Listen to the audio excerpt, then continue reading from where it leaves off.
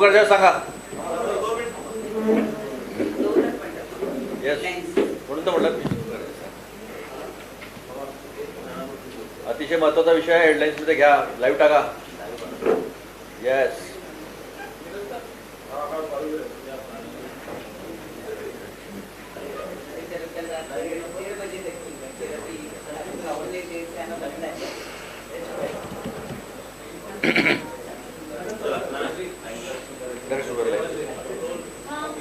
महत्वाच्या महाराष्ट्रामध्ये कायदा व सुव्यवस्थेचे जे 3-13 उरलेले आहेत आणि त्याची तुलना श्वानाशी म्हणजे कुत्र्याशी जी केली जाते, तर त्या उपमुख्यमंत्र्यांनी हर कुत्ते का दिन आता है हे पण लक्षात ठेवलं पाहिजे. त्या संदर्भामध्ये महाराष्ट्राच्या कायदा सुव्यवस्थे संदर्भामध्ये आपल्याला महाराष्ट्र प्रदेश काँग्रेस कमिटीचे सन्माननीय प्रांताध्यक्ष नानाभाऊ पटोले संबोधित करतील अशी मी त्यांना विनंती करतो.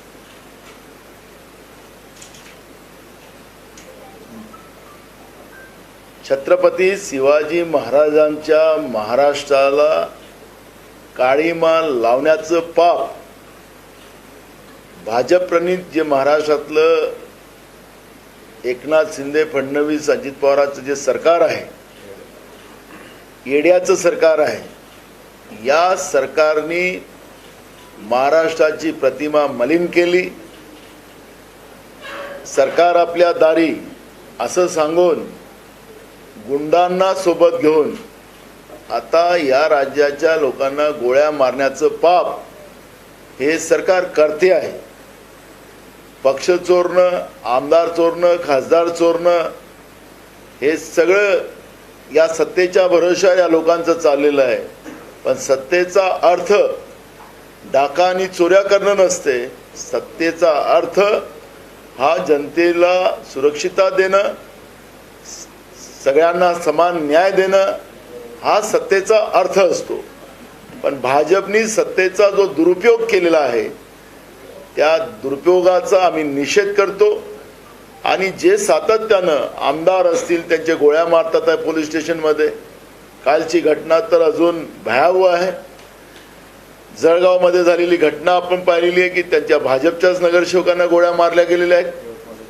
यवतमाळच्या चौकात गोळ्या मारल्या गेलेल्या आहेत. महाराष्ट्रामध्ये सगळीकडे या पद्धतीचं गुंडाराज जो भाजपने निर्माण केलेला आहे, मला तर असं वाटतं की जनाची नसेल तर मनाची तरी राज्याच्या उपमुख्यमंत्र्यांनी, गृहमंत्र्यांनी ठेवावी.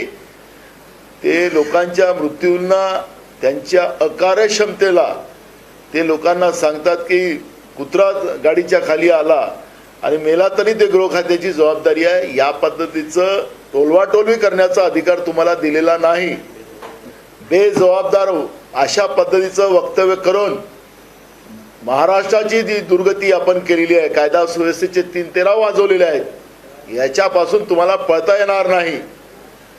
जनाची नसेल तर मनाची असेल तर तातडीनं राजीनामा द्यावा. आणि आम्ही तर उद्या माननीय राज्यपाल महोदयांना भेटू आणि सांगू की तातडीनं महाराष्ट्रामध्ये राष्ट्रपती राजवट लागू केली पाहिजे. हे सरकार बरखास्त केलं पाहिजे. शेतकऱ्यांना या राज्यामध्ये ना शेतकरी सुखी आहे, या राज्यामध्ये ना तरुण सुखी आहेत. महागाई इतकी मोठ्या प्रमाणात वाढवून ठेवलेली आहे. आणि या पद्धतीचं जे वातावरण आज महाराष्ट्रामध्ये आहे, शाहू फुले आंबेडकरांच्या महाराष्ट्रामध्ये महिला सुरक्षित नाही, या राज्यामध्ये कोणी सुरक्षित नाही, अशी जी परिस्थिती झालेली आहे. आणि म्हणून राज्यपाल महोदयांनी तातडीनं या सरकारच्या बरखास्तीचं राष्ट्रपती महोदयांकडे विनंती करावी. अशा पद्धतीची भूमिका उद्या आम्ही माननीय राज्यपाल महोदयांकडे करणार आहोत. एक दुसरा महत्त्वाचा मुद्दा आहे की ज्या पद्धतीनं त्यांनी सुद्धा स्वतः आत्महत्या केली, ती कुठेतरी राजकीय कल किंवा वैमनस्य दिसते का? वेगवेगळ्या ठिकाणावर त्याचे फोटो आहेत. आपल्याला पाहायला मिळत असेल की राज्यातला IPS असेल की IAS असेल, या प्रशासकीय व्यवस्थेमध्ये जी दहशत आहे, या सरकारचा जो गुंडाराजाचा प्रभाव आहे, आपण पाहिलं की राज्याच्या मुख्यमंत्र्यांच्या बरोबर तडीपार गुंड त्यांच्याबरोबर फिरताना आपण पाहतोय. आणि ज्यावेळेस राज्यकर्त्यांच्या बरोबर तडीपार गुंड फिरताना आपण पाहतोय, कसब्याच्या निवडणुकीमध्ये तर यांनी त्यांचा सर्रास वापर केला. आम्ही आक्षेपही घेतला होता की तडीपारांना तडीपारी वापस घेऊन मतदानावर कसा प्रेशर आणता येईल, हा पण प्रयत्न राज्याच्या सरकारने कसब्याच्या निवडणुकीमध्ये केलेला होता. पण कसब्याच्या सुजाण जनतेने या सरकारला त्याची जागा दाखवली. आमच्या रवी धंगेकरला त्या ठिकाणी बहुमताने निवडून आणलं. त्याचे पण फोटो त्या काळामध्ये व्हायरल झाले. गुंडा राज आणि गुंड्यांचं सरकार आहे का, ही परिस्थिती आज निर्माण झालेली आहे. त्याच्यामुळे ही जी काही आपसी वैमानस्पद जेव्हा चालतं, पण जेव्हा शासनाचं आणि प्रशासनाचा दबाव या अशा गुंडाराज प्रवृत्तीवर असतो, त्यावेळेस असे पाप केले जाऊ शकत नाही. हे सरकार आणि प्रशासनाला एक प्रकारचा हा चॅलेंज आहे. ज्या पद्धतीनं राज्यामध्ये आता धाकच गुंडांमध्ये राहिलेला नाही.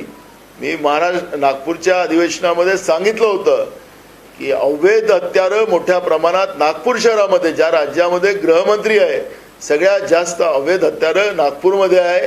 हा विभागाचा रिपोर्ट आहे.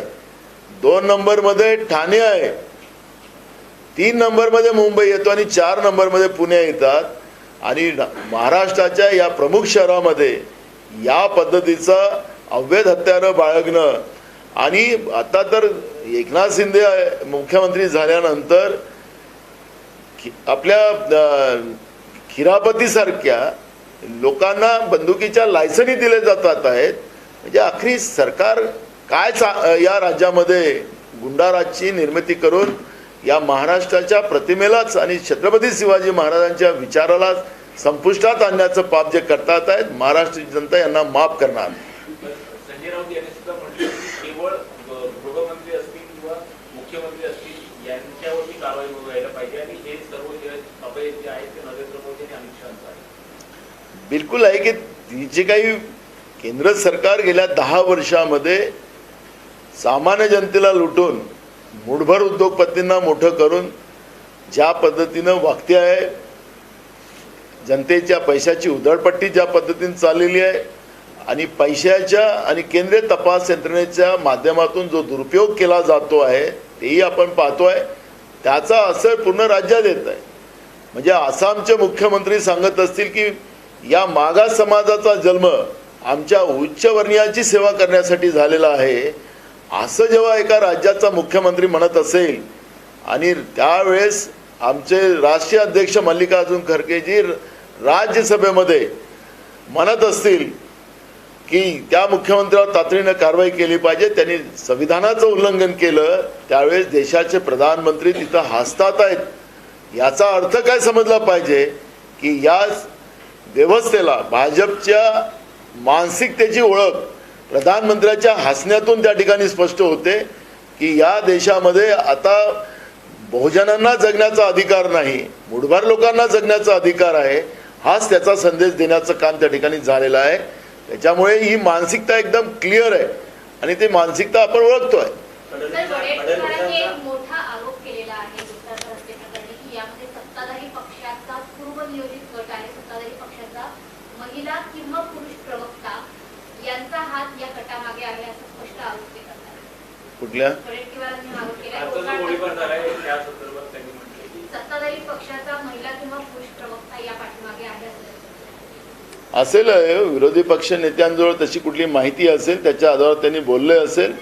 पण याच्यामध्ये जे काही भाजपनी जो गुंडाराज आणलेला आहे ते मला कोणालाही नाकारता येत नाही. सर्रास धमक्या देतात आहेत. आत्ता आपण पाहतोय की महाराष्ट्रामध्ये एवढा दबाव तंत्र अनेक राजकीय पक्षाच्या नेत्यावर चाललेला आहे. कोणाला केंद्रीय तपास यंत्रणेचा भीती दाखवली जात आहे, कोणाला प्रलोभन दिलं जात आहे आणि या माध्यमातून पक्ष तोडणे, आमदार खासदार तोडणे, कार्यकर्ते तोडणे, अशा पद्धतीचं वातावरण या महाराष्ट्रामध्ये सुरू झालेलं आहे आणि हे मला कोणालाही लपलेलं नाही आहे. नाना राऊतांनी फडणवीसांचा अकार्यक्षम गृहमंत्री म्हणून उल्लेख केलेला आहे. गृहमंत्री आहेत तरी पुढे काही चर्चा कसली करताय असा त्यांचा आरोप आहे. एकंदरीत मागचे दिवस बघताय, एकंदरीत कल्याणमधलं गोळीबार प्रकरण असो किंवा घोसाळकरांचं असो, कायदा सुव्यवस्था एकंदरीत ढासळली असं वाटतंय का? आणि या अनुषंगानं जर उद्या राज्यपालांची भेट घेत आहेत तर गृहमंत्र्यांचा राजीनामा मागणार. मी मगाशी म्हणालो की राज्यामध्ये कायदा सुव्यवस्था राहिलेला नाही. हे आम्हाला कोणाला नाकारता येत नाही. जनता भयभीत आहे, महिला असुरक्षित आहे. आणि अशा या परिस्थितीमध्ये कायदा सुव्यवस्था राहिलेला नाही. IPS अधिकाऱ्यांवर ज्या पद्धतीचं एक दबाव तंत्र आहे, गुंडाइजम करणारे जे काही IPS अधिकारी आहे, ज्यांनी आपल्या पदाचा दुरुपयोग केलेला आहे, त्यांना कसं प्रमोशन दिलं जाते ही पण आपण या राज्यामध्ये पाहिलेलं आहे. त्याच्यामुळे या गुंडाइजम प्रवृत्तीला त्यांच्या बगलबच्चे झालेले, या सरकारचे बगलबच्चे झालेले IPS अधिकारी हे सुद्धा त्याच्यामध्ये सहभागी आहेत. तुम्हाला कोणाला नाकारता येणार नाही. पण इमानदार IPS अधिकारी जे आहेत त्या अधिकाऱ्यांमध्ये एक दहशतीचं वातावरण निर्माण झालेलं आहे आणि ते भयावह परिस्थिती आहे. अनेक IPS अधिकाऱ्याशी आमचं बोलणं होतं, IAS अधिकाऱ्याशी बोलणं होतं, सिनियर अधिकाऱ्याशी बोलणं होतं. ते सांगतात की महाराष्ट्रात कधीही ही परिस्थिती नव्हती, ती परिस्थिती आज महाराष्ट्रात निर्माण झालेली आहे. आणि म्हणून फडणवीसांना जनाची नसेल तर मनाची असेल आणि माणसाचं आणि कुत्र्यांचा फरक जर त्या राज्याच्या गृहमंत्र्याला कळत नसेल तर हे दुर्भाग्य आहे. आणि म्हणून त्यांनी राजीनामा दिला पाहिजे, हे तर स्वाभाविक आहे. पण मुख्यमंत्री आणि उपमुख्यमंत्री यांच्यातला अंतर्गत सत्ता संघर्ष महाराष्ट्राला या स्थितीमध्ये आणून ठेवतोय असं वाटतं का? कारण काही ठिकाणी असं दिसून येतं, अशी चर्चा आहे की मुख्यमंत्री परस्पर निर्णय घेतात, त्यामुळे उपमुख्यमंत्री काही बोलत नाही, काही रिॲक्ट होत नाही किंवा काही काम करत. तुम्ही म्हणतात ते बरोबर आहे. प्रत्येकांना तिघही आता 3 तिथं हिस्सेदार झालेले आहेत, 3 खोके एकत्रित आलेले आहेत. आणि या 3 खोक्यांच्या याच्यामध्ये जे काही परिस्थिती निर्माण झालेली की माझा पक्ष मोठा होतो की त्याचा पक्ष मोठा होतो. मी अनेकदा विधानसभेत मी बोललो होतो की मुख्यमंत्र्याच्या खुर्चीवर दोन्ही उपमुख्यमंत्र्याची नजर आहे की ती खुर्ची आम्हाला कशी ताब्यात मिळतं. याचा प्रयत्न सत्तेमध्येही आपल्याला पाहायला मिळते आहे. आणि त्याच्यामुळे कोणाचे कार्यकर्ते आम्हाला ओढता येईल, कोणत्या आमदार ओढता येईल, कोण खासदार ओढता येईल, कोणत्या जागा आम्हाला घेता येईल, त्या पद्धतीचा एक सत्ता संघर्ष इथं चाललेला आहे. राज्याची तिजोरी कोण जास्त लुटते याच्यावरही एक मोठी स्पर्धा चाललेली आहे. जनतेच्या नावाने योजना करायच्यात आणि त्या योजनेच्या माध्यमातून मोठ्या प्रमाणात पैसा लुटणं, हे मग आनंदसिद्धा असेल, आता ते तुमचं काय मोबाईल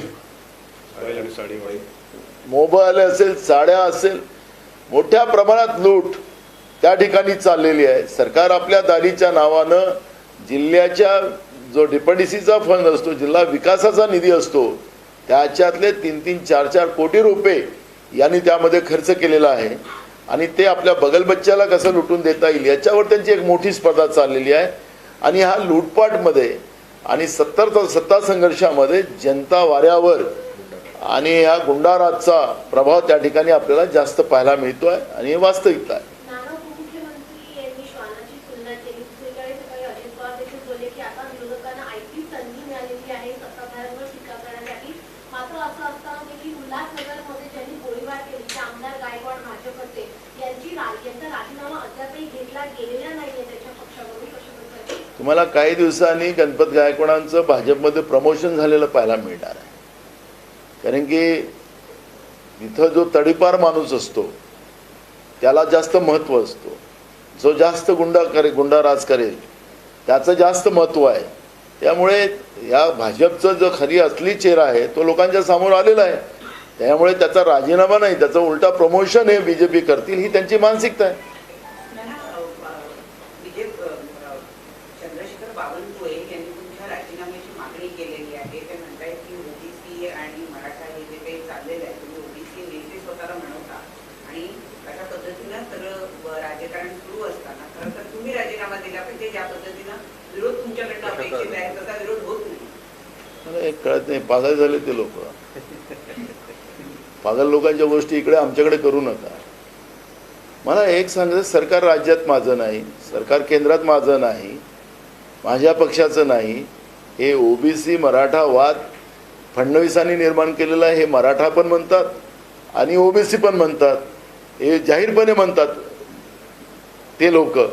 मग हे सगळं असताना ते आहे की नाही मला माहिती नाही डोक्यात, तर माझा राजीनामा मागायची काही गरज नाही. मी कशाला ट्रॅपमध्ये फसू. सरकारने जेव्हा सर्वपक्षीय मीटिंग झाली त्यामध्ये सांगितले की OBCच्या आरक्षणाला आम्ही हात न लावता, सरकारचा बयान आहे, तुम्हाला मुख्यमंत्री उपमुख्यमंत्री सगळ्यांनी दिलेला आहे की OBCच्या आरक्षणाला हात न लावता आम्ही मराठ्यांना आरक्षण देऊ. तर मग त्यांच्या भांड्यात मला पडायची काय कारण आहे?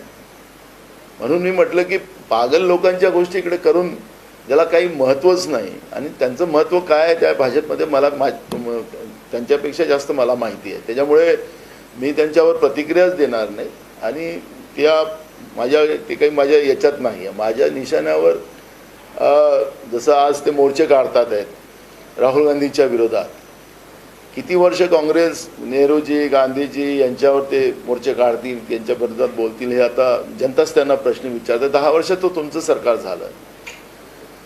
आमचे नेते राहुल गांधीजींनी सांगितले की ओबीसीची जातीनिहाय जनगणना झाली पाहिजे. देशाचे प्रधानमंत्री अगर नरेंद्र मोदी ओबीसीचे आहेत असं ते म्हणतात, मागास समाजाचे आहेत ते असं म्हणतात. आपल्याला माहितीसाठी सांगतो की जेव्हा 2012 मध्ये नरेंद्र मोदीजी पहिल्यांदा 2002 मध्ये जेव्हा प्रधानमंत्री नरेंद्र मोदी जी त्या गुजरातमधले पहिल्यांदा मुख्यमंत्री झाले, तर त्या ठिकाणच्या सगळ्या पेपरला बातम्या आल्या होत्या, मॅगझिनमध्ये आलेल्या होत्या. ते आमच्या गुजरातचे PCC अध्यक्ष शक्तिसिंग गोहिलनी ते सगळं दाखवलं मीडियाला. ते आज सांगितलं की अति उच्चवर्णीय सुपर अप्पर कास्ट या जातीचा पहिला मुख्यमंत्री गुजरातमध्ये झाला. अशा पद्धतीच्या हेडलाईन गुजरातच्या पेपरमध्ये आलेल्या होत्या. त्याचं आमच्या हे दाखवलं. मग आता त्यांच्या जातीचा प्रश्न आलेला आहे. ती जात ते मुख्यमंत्री झाल्यानंतर ती जात ओबीसी प्रवर्गात टाकण्यात आली, आणि भाजपला ज्या पद्धतीने एक वातावरण मागास समाजाचं, जिथं रेल्वे स्टेशन नाही तिथं चहा विकलायला दाखवलं त्यांनी, अशा पद्धतीची एक स्क्रिप्ट तयार केली. हे आता लपलेली नाही आहे. मग ते आहेत की नाही त्याच्या सर्टिफिकेटमध्ये आम्ही जाणार नाही, ते किती शिकले त्यांच्या डिग्रीमध्ये आम्ही जाणार नाही. देशाचे गृहमंत्री दाखवतात कधी कधी मधा डिग्र्या, त्याच्यामध्ये आम्हाला जायचं नाही. पण ओबीसीच्या जातीनिहाय जनगणना करायला विरोध का, हा प्रश्न या ठिकाणी निर्माण होतो. म्हणून त्यांच्या जातीचा प्रश्न निर्माण झालेला आहे. त्याचं उत्तर पहिलं दिलं पाहिजे. आज तुम्ही देशामध्ये जातीनिहाय जनगणनाच बंद करून टाकली. मागासवर्गीय लोकांचं आरक्षणच संपवायचं तुम्ही लोकांनी निर्णय घेतलेला आहे. त्याच्यावर पहिले बोललं पाहिजे, पण त्याच्यावर बोलायचं नाही. पण गांधी परिवारावर सातत्याने टीका करून तुम्ही 10 वर्ष सत्ता भोगली. तुम्ही भोगली, मी भोगली शब्द वापरतो. यांनी देशाच्या जनतेसाठी या सत्तेचा उपयोग केला नाही. यांनी स्वतःसाठी सत्ता भोगली, देशाच्या जनतेला लुटलं. डॉक्टर बाबासाहेब आंबेडकरांचं आर्थिक धोरण बदलून मोदी अमित शहाचं GST आणला आणि BJPचा GST आणला, आणि त्याच्या माध्यमातून सामान्य लोकांना लुटून या देशाच्या असंख्य लोकांना गरीब करायला तुम्ही निघालेला आहात. हे आम्ही सगळेजण पाहतोय. आणि त्याच्यामुळे तुमच्या या सगळ्या मगरमच्छ के आसू जे भाजपवाले मोर्चे काढतात आहेत राहुल गांधींच्या विरोधात, त्याचा काही फरक पडणार नाही. राहुल गांधींना हे एवढे घाबरतात आहेत. मणिपूर ते मुंबई राहुल गांधींची यात्रा जशी जशी पुढं सरकत आहे, तिथं तसा लोकांचा प्रतिसाद मोठ्या प्रमाणात राहुल गांधींना मिळतो आहे. आणि त्याच्यामुळे यांची ही जी भीती यांच्या मनात निर्माण झालेली आहे. म्हणून राहुल गांधींना त्यांची प्रतिमा मलिन करण्याचा एक अयशस्वी प्रयत्न भाजप करते आहे. पण देशातली जनता राहुल गांधीला आता नेता मानते आहे, मानणार आहे. आणि राहुल गांधींच्याच नेतृत्वात देशामध्ये सरकार येणार, मी तुम्हाला आत्तापासून सांगतो.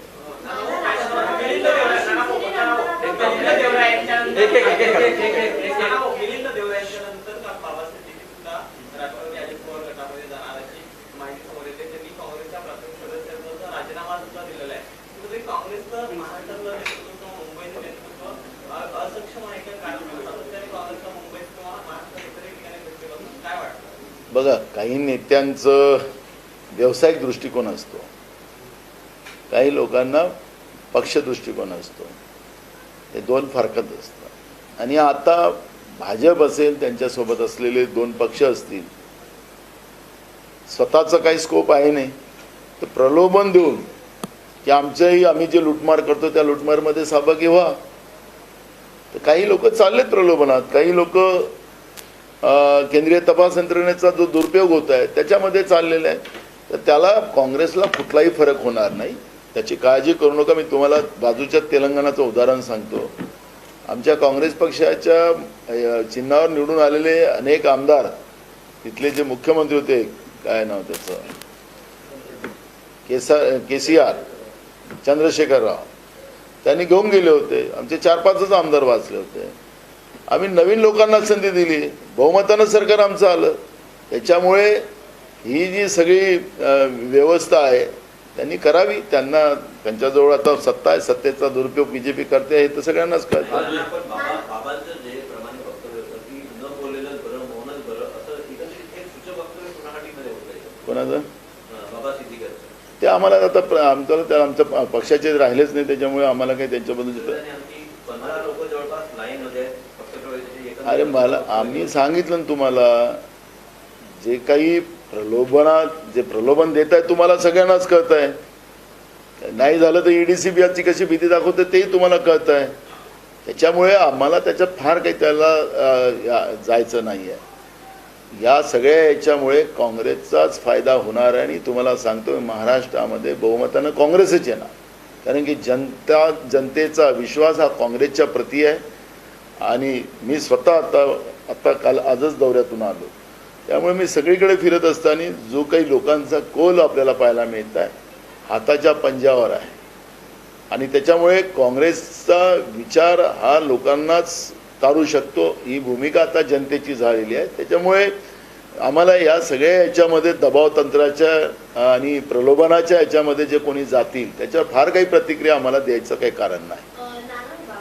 गेले मात्र अशी चर्चा आहे की राज्यसभेची जी निवडणूक आहे त्या निवडणुकीमध्ये देखील काँग्रेसला धक्का बसण्याची शक्यता आहे. कारण का जी विधान परिषदेची निवडणूक झाली होती त्यावेळेला काँग्रेसची मतं फुटली होती आणि त्यासाठी एक समिती गठीत करण्यात आली होती चौकशीसाठी. मात्र त्या चौकशीचा अहवाल आला नाही, त्या आमदारांवर कुठलीही कारवाई झाली नाही. त्यामुळे काँग्रेसमध्ये आता धाक उडाली अशी भावना नेत्यांमध्ये आहे आणि म्हणून ते निघून जाण्याची तयारी करण्याची चर्चा आहे. तर तुमची काय? राज्यसभेच्या मतदानाचा जो असतो त्याला मतदान दाखवायलाच पाहिजे, ते दाखवलं जातं. मी स्वतः तिथं बसणार आहे. त्याच्यामुळे कुठलाही राज्यसभेच्या निवडणुकीमध्ये गडबड होणार नाही. आमचा एक खासदार राज्यसभेमध्ये एक कमी होतो आमचे कुमार केतकर साहेब, आणि त्याच जागी ही निवडणूक आहे. त्यामुळे एक खासदार काँग्रेसचा निवडून जाईल, त्याच्यामध्ये कुठलंही दुमत नाही. त्यामुळे इथं मी स्वतः बसणार आहे, तिथं वोट बघण्यासाठी. मी बसणार आहे तिथं वोट बघण्यासाठी. 2 दिवसात पता लागेल. 15 तारखेला विशेष अधिवेशन OBC आणि मराठा आरक्षणाच्या संदर्भामध्ये घेतलं जाणार आहे. काँग्रेसची या अधिवेशनामध्ये काय भूमिका आहे? मी त्यांचं कार्यक्रम पत्रिका पाहतोय, पण तिथं कुठंच नाही. त्यांना पुरवणी मागण्या मांडतात आहेत, बघ काहीतरी 26-27 तारखेला बजेट मांडतात आहेत. प्रश्न काहीच नाही. आता काय आहे त्यांचा अजेंडाच अजून आलेला नाही. त्याच्यामुळे अजेंडा आला नाही तर मी त्याच्यावर आता काय प्रतिक्रिया देऊ. महाराष्ट्राच्या इतिहासात हे पहिल्यांदा होती आहे. आता पुरवणी मागणी आता महिनाही नाही झाला, पुरवणी मागण्या 1 लाख कोटीच्या त्यांनी घेतल्या. महाराष्ट्रामध्ये हे पहिल्यांदा झालं. या राज्य सरकारनी या राज्याचा दिवाळा काढलेला आहे असं मला वाटतं. अर्थतज्ञांकडूनही तुम्ही माहिती घ्या की अखेरी आमचा जो बजेट वार्षिक बनतो त्या बजेटमध्ये आम्हाला जे काही वार्षिक खर्च आहे, काय डेव्हलपमेंटचा खर्च आहे, त्याचं फार 4-5, 10,000, 15,000 कोटीचं आम्ही पुरवणी मागण्या करू शकतो. पण 1-1 लाख कोटीच्या पुरवणी मागण्या 2 बजेटमध्ये त्यांनी घेणं म्हणजे राज्याचा दिवाळा निघाला आहे का? आता पुन्हा त्यांचा पहिला दिवस तो पुरवणी मागण्याचाच आहे. हे चाललं आहे महाराष्ट्रामध्ये. राज्याच्या तिजोरीचा यांनी दिवाळा काढलेला आहे हे त्याच्यातून स्पष्ट होत आहे. आणि म्हणून सरकारला ह्या सगळ्या गोष्टीचं उत्तर द्यावं लागेल. आणि प्रश्नोत्तर नाही, सरकारला प्रश्न विचारायचेच नाही. म्हणजे काय हुकुमशाहीकडे चालली का वाटचाल? पण जर 15 तारखेचा कुठला स्पेसिफिक नाही आहे किंवा अजेंडा दिसत नाही तर मग हे आश्वासन, खोटं आश्वासन नेमकं कोणाला दिलं जातं? मराठा समाजाला दिलं जातं की OBC समाजाला दिलं? आम्ही पहिल्या दिवशी ज्या दिवशी मुख्यमंत्र्यांनी जरांगे पाटलाला निंबू सरबत पाजून आझाद मैदानावर त्यांचं आंदोलन सोडवलं, त्या दिवशी आम्ही पहिली प्रतिक्रिया तीच सांगितली की सरकारने, कारण तिथं दोन्ही उपमुख्यमंत्री आले नाही, कारण ऐतिहासिक निर्णय करणार होते. हे सांगत होते की आम्ही ऐतिहासिक निर्णय करतोय. मग ऐतिहासिक निर्णयामध्ये 2 उपमुख्यमंत्री का गायब झालेत? ज्यांनी याचा सुतोवाच केला होता की आमचं सरकार केंद्रात आणि राज्यात आलं तर मराठा समाजाला, धनगर समाजाला आम्ही आरक्षण देऊ, तर 2 महिन्यात देईल, तर 10 वर्ष दिले नाही. पण एवढा ऐतिहासिक निर्णय राज्याचा मुख्यमंत्री घेत असताना दोन्ही उपमुख्यमंत्री ज्यांनी आश्वासन दिलं होतं, जे फडणवीस ते आता राज्याचे उपमुख्यमंत्री आहेत, ते पण तिथं गेले नाहीत. आणि म्हणून आम्ही त्या दिवशीच प्रश्न विचारला होता की यांनी ओबीसीला फसवलं की मराठ्यांना फसवलं, हे यांनी जाहीर करावं. आता ते काही बोलायलाच तयार नाही सरकार. विधानसभेत आम्ही विचारलं होतं की कुठल्या आधारावर आपण आरक्षण देणार आहात, जनगणना करणार आहात का. आता हे जनगणना याही करतात आहेत. मुंबईमध्ये 6 दिवसात 27 लाख लोकांचं यांनी जनगणना केलेली हे दाखवलं. आता मुंबई शहरामध्ये 27 लाख लोकांचं 6 दिवसामध्ये हे कसं सर्वेक्षण केलं. 450-500 प्रश्न असतात. तुम्हाला कुत्रा चावला, माकड चावला तर तुम्ही वैद्याकडे गेलात का तुम्ही दवाखान्यात गेलात, असे प्रश्न होते त्याच्यात 450. तर त्या 450 प्रश्न विचारायला कमीत कमी अर्धा-पाऊण तास लागतात. आणि यांनी 6 दिवसात 27 लाख, असा कोणता चमत्कार झाला. थातूर मुतूर असा शब्द आपण वापरतो, या पद्धतीची सर्वे केला या लोकांनी का, हा प्रश्न या ठिकाणी निर्माण होतोय. वास्तविकता जनतेच्या समोर यांनी मांडलं पाहिजे. या पद्धतीनं ओबीसी मराठा वाद निर्माण करून महाराष्ट्राचे तुकडे करण्याचं पाप हे जे बीजेपी आणि बीजेपी प्रणित सरकार करते आहे, या सरकारला जनतेला उत्तर द्यावंच लागेल. आणि विधानसभेतही आम्ही समजा आणला हा प्रस्ताव, तर या सगळ्या प्रश्नाला उत्तर द्यावं लागेल. ते कीर्तन भजन नाही. आता राज्याचे मुख्यमंत्री ज्यापासून जे मुख्यमंत्री झाले त्यापासून कीर्तन भजनच बोलतात तिकडे, की आता कीर्तन भजन नाही चालणार. राज्याच्या जनतेला हिशोब द्यावा लागेल. तुम्ही केलेल्या पापाचा हिशोब द्यावा लागेल आणि तुम्ही काय करताय राज्याच्या जनतेसाठी ते तुम्हाला सांगावं लागेल. हे आता ते तसं कीर्तन भजनवालं भाषण अजिबात नाही चालणार. आज भारतरत्न 3 पुरस्कार जाहीर झाले. गेल्या एका महिन्यात जवळपास 5 भारतरत्नांना पुरस्कार जाहीर झाले. काय सांगू? सरकार आहे, सरकारला काही करता येते. आता मोदी है तो मुमकिन है, मोदी है तो पूरा देश कंगाल है, मुमकिन है. मोदी है तो देश की युवा बेरोजगार है, मुमकिन है. मोदी है तो किसान आत्महत्या करता है, तो मुमकिन है. दुगनी फसल करा देंगे, 1.5 गुना दाम देंगे, गरीबों के खाते में 15 लाख डालेंगे, 2 करोड़ युवाओं को नौकरियां देंगे, मुमकिन है. क्योंकि वो जुमला हो गया. तर हे भारतरत्न पुरस्काराच्या बद्दलचं जे राजकारण सुरू आहे त्याच्याबद्दलचा कुठली प्रतिक्रिया देण्याचं कुठलंही कारण नाही. शुभेच्छा आमच्या. नाना, अशी माहिती आहे की लोकसभा जागा वाटपासाठी महाविकास आघाडीमध्ये 5 जागांवरून जो आहे त्यांची मतभेद आहे. मात्र त्याची परवा आपण मीटिंग करू.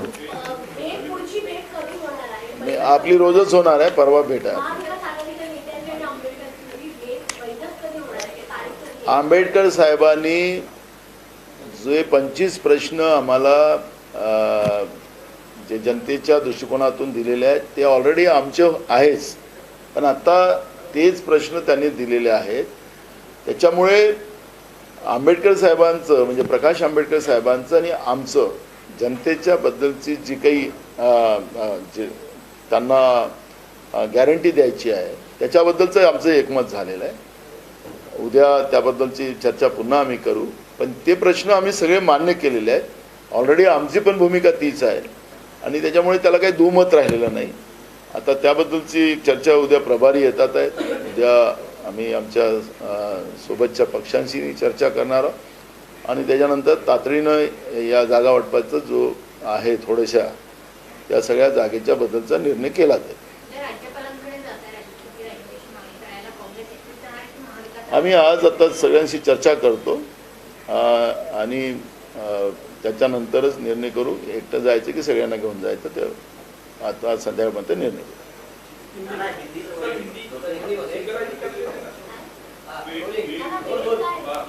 आता राज्यपाल महोदयांना वेळ मागतो ना.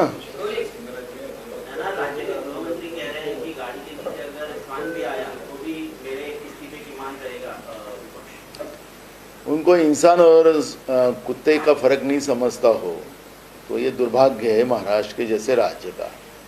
महाराष्ट्र नाम में ही एकदम था है लेकिन राज्य के गृह मंत्री ने और बीजेपी ने जिस तरह से गुंडाराज महाराष्ट्र में लेके आया है और आईपीएस अधिकारी जो गुनहगारी से उनकी जोड़ है उन लोगों को प्रमोशन देना और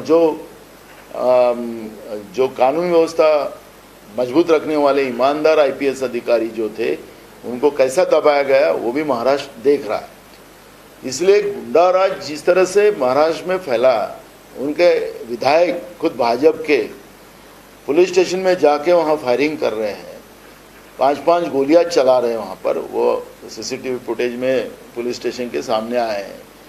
तो इसका मतलब है कि राज्य पूरा गुंडा राज बन चुका है और ऐसे गुंडा राज के समय में इस तरह का वक्तव्य करना राज्य के गृह मंत्री देवेंद्र फडणवीस को, इसका मतलब है कि वो अपने आप को बचाना चाहते इस सब पापों से।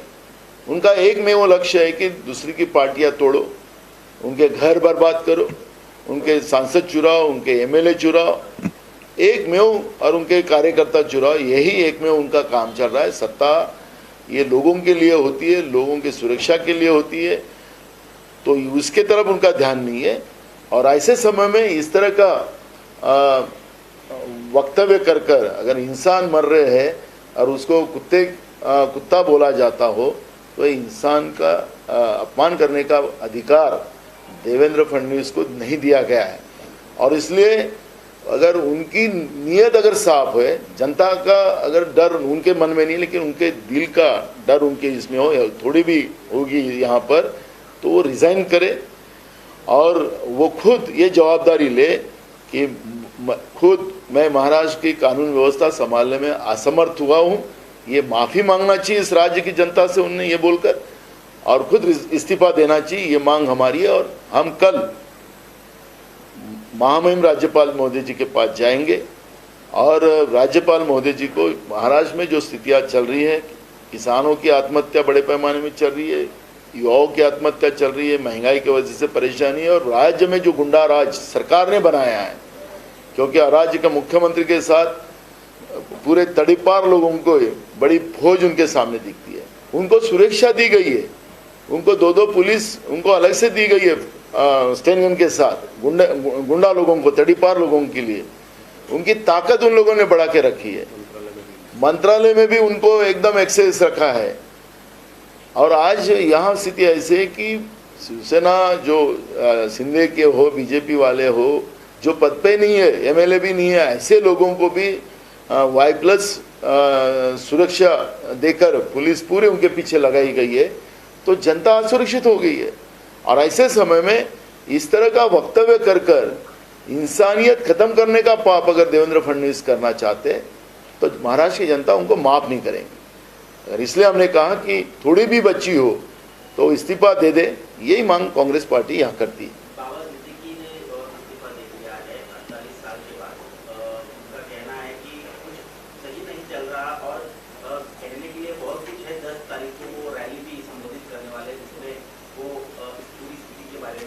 देखो, इसका कोई फर्क नहीं पड़ेगा, कांग्रेस ने उनको बड़ा बनाया है, ये तो सब जानते हैं।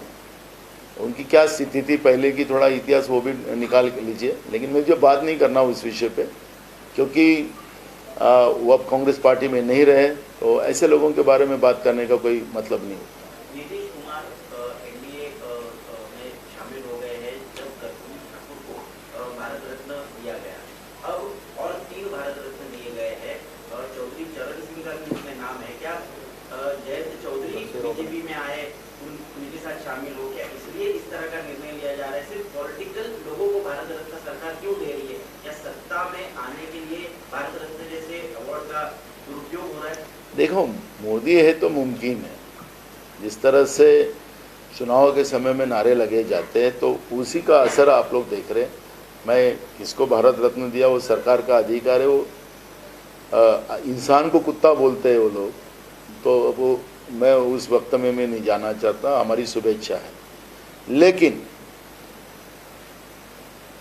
काला धन लाएंगे, 15 लाख रुपए गरीबों के खाते में डालेंगे, 2 करोड़ युवाओं को नौकरियां देंगे, किसानों को फसल को 1.5 गुना दाम देंगे, ये जो वक्तव्य किया गया था, तो क्या उसके बारे में कोई बात नहीं करेंगे। इस तरह की राजनीति नहीं होती। राजनीति लोगों के लिए होती है, राजनीति लोगों के भले के लिए की जाती है, राजनीति सभी जाति धर्म के लोगों को, क्योंकि हमारी भारत देश की जो व्यवस्था है, जो हमारे संविधान ने दिया है, हमारे देश में विविध जाति और विविध धर्म और विविध भाषा का हमारा देश है, फिर भी भारत एक है। और ऐसे ही देश में सबको लेके चलने का, लेकिन जिस तरह से तानाशाह प्रवृत्ति इस देश में बनी हुई है उसको नहीं छुपाया जाएगा। अगर ये राजनीति से प्रेरित होकर अगर भारत रत्न पुरस्कार दिया जाता हो तो लोगों को इसका कोई लेना देना नहीं है, वो करे, क्योंकि उनके पास पावर है, बहुमत की सरकार है। अब लोगों को गलती का पश्चाताप हो रहा है कि इन लोगों को हमने बहुमत दिया है, इनको सत्ता में बिठाकर हमें ही बर्बाद करने का काम अगर नरेंद्र मोदी की सरकार कर रही है, बीजेपी की सरकार कर रही है, तो चुनाव आ गए हैं। तो इसलिए राजनीति प्रेरित होकर वो कुछ भी घोषणाएं करेंगे और उसका कोई फर्क नहीं पड़ेगा। देश में परिवर्तन होगा और परिवर्तन ये संसार का नियम रहा है, नेचर का हमेशा रहा है, परिवर्तन होगा।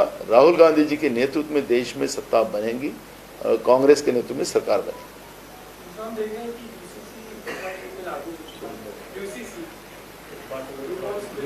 वो कल अपन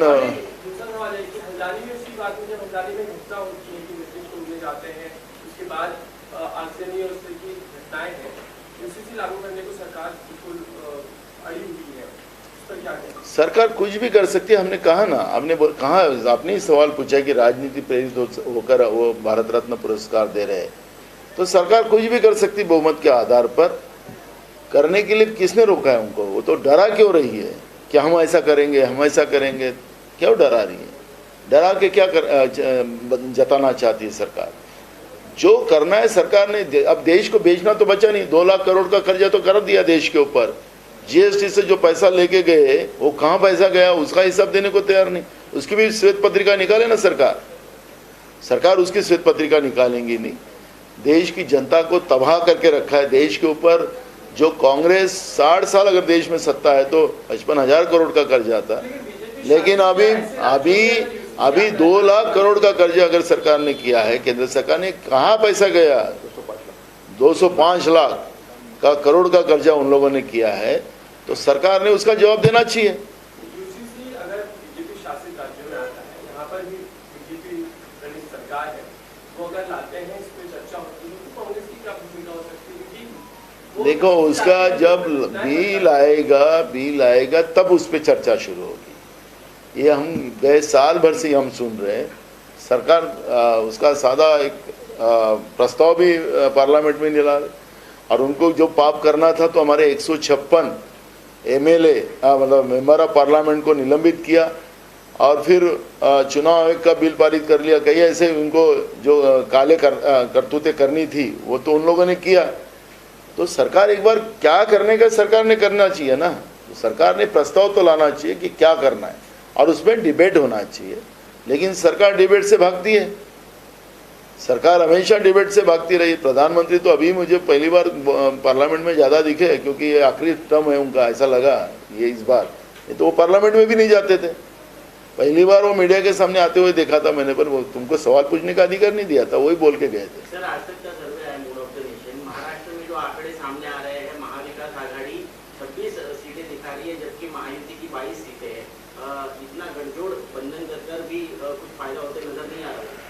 ये जो अभी की जो सर्वे है, मैं आपको बता रहा हूँ, हम 40 के पार महा आघाड़ी आपको देखने मिलेगी।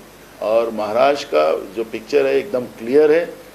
और यह महाराष्ट्र में सत्ता परिवर्तन के आगाज पब्लिक ने कर चुका है।